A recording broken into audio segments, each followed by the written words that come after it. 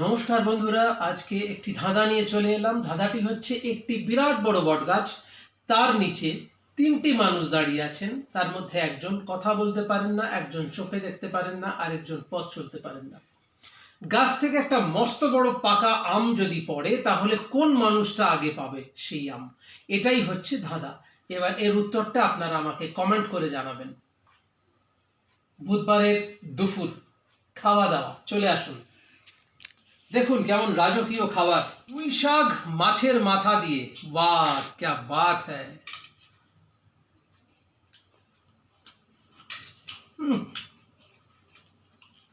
ফাটাফাটি।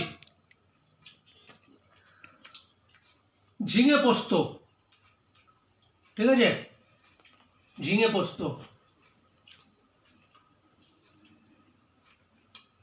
ডিমের কোরমা। এবার আপনাদের হয়তো মনে হতে পারে যে হঠাৎ এত রাজকীয় খাবার কেন? না না, কারণ একটাই, ভালোবাসা। কোনোটাই আমরা বাড়িতে বানাইনি। আমাদের ফ্ল্যাটের থেকে দুটো বাড়ি থেকে তিনটে খাবার এসছে, কেন জানি না। সবসময়তেই দেয়, আমরাও দিই, ওরাও দেয়। ভালোবাসা। এটা কিন্তু কোনো ভয় নয়, এটা কিন্তু কোনো এই যে মোচ তুলে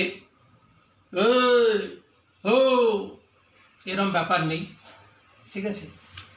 বাঙালিরা ভালোবাসতে জানে, বাঙালিরা ভালোবাসা নিতে জানে, বা বাঙালিরা ভালোবাসা দিতে জানে। তো চলুন, সঙ্গে থাকুন, চ্যানেল সাবস্ক্রাইব করবেন, এই অনুরোধটুকু রইল। আমার নমস্কার নেবেন।